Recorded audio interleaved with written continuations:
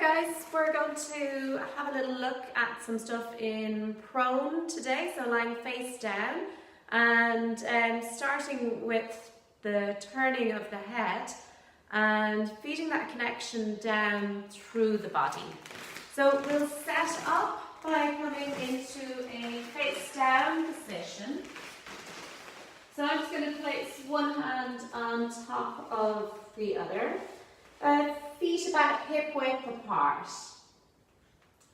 So the movement starts with me just turning the head, just allowing the head to roll on the hands. And what I'm noticing then as the head rolls, what happens here to my right arm. So I'm specifically looking at the right forearm as the back of my head rolls towards the left and the face turns towards the right.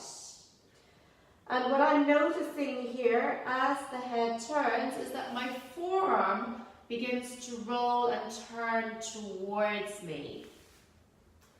And as these bones roll and turn towards me, this then nudges the humerus, or the upper arm bone then here, to move into the shoulder socket.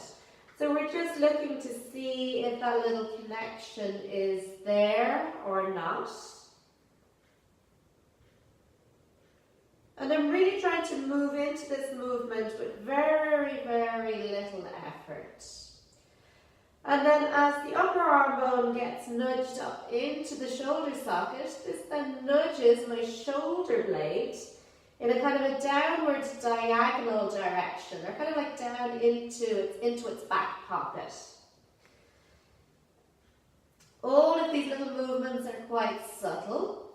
You might even begin the noticing of the ribs actually rotating a little bit in the same direction that I'm turning the head towards. And then you can actually begin to notice what happens in the other arm. And as the right forearm rolls towards me, you might notice the opposite happening in the left forearm. It actually rolls away.